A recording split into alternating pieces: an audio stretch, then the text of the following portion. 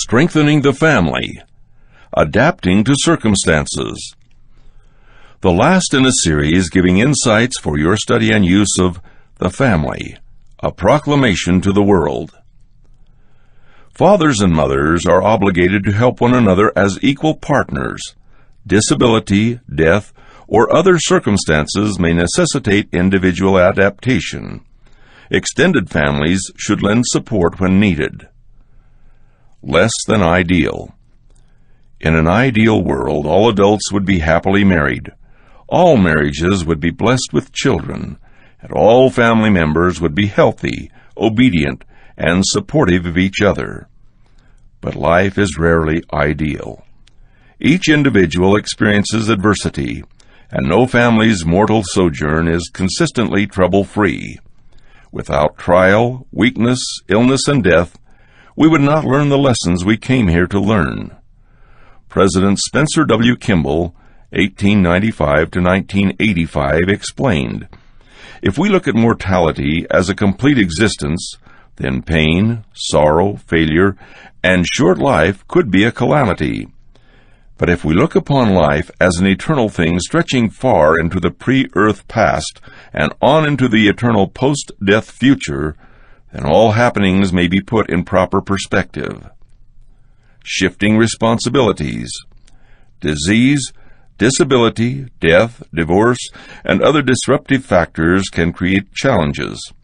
In such situations, individual adaptation of roles may be necessary. A father may need to take on additional household and nurturing responsibilities, or a mother who has been a full-time homemaker may need to enter the workforce. Even children may need to accept new responsibilities. When unsettling events occur, the extended family may also need to assist. Support may range from providing financial assistance to donating time to tend children, help with chores, or care for an ill or disabled family member. The degree of extended family involvement depends on the situation and the family's needs. Even without the effects of serious adversity, the extended family can be an important support system. Elder L. Tom Perry of the Quorum of the 12 Apostles has taught, "To build a foundation strong enough to support a family in our troubled world today requires the best effort of each of us, father, mother, brother, sister, grandmother, grandfather, aunts, uncles, cousins, and so on. Each must contribute energy and effort in driving piles right down to the bedrock of the gospel until the foundation is strong enough to endure through the eternities." Adversity. You may wonder why your family has to endure adversity and the disruption it brings. The answer and the comfort can be found in the gospel's eternal perspective. The Apostle Paul taught that our affliction, which is but for a moment, worketh for us a far more exceeding and eternal weight of glory.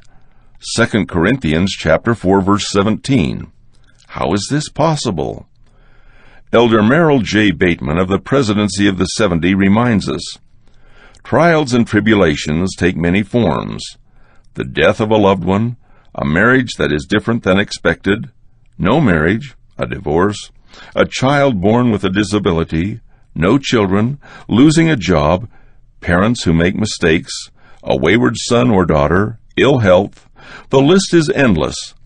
Why did God make allowances in His plan for disappointment, pain, suffering, and death? Is adversity necessary for one to build a Christ-centered life, to receive the image of God in his or her countenance? An understanding of the plan of salvation, of premortality, earth life, and life after death provides perspective. Opposition, disappointments, pain, suffering, and death are necessary to protect agency and provide for spiritual development. Refer to 2 Nephi chapter 11. On the other hand, if life were limited to our mortal experience, adversity could not be understood. Without an eternal perspective, there are no meaningful explanations for man's inhumanity to man, or for earthquakes, floods, or children with disabilities.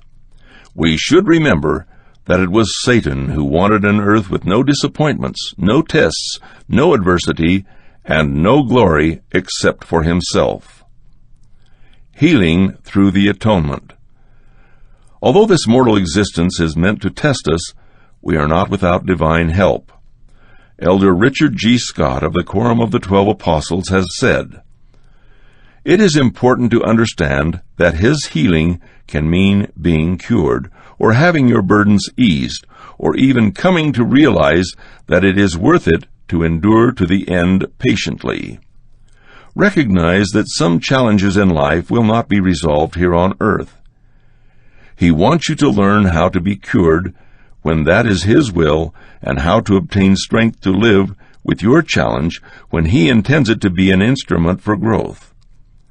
When you feel you can do no more, temporarily lay your challenges at his feet.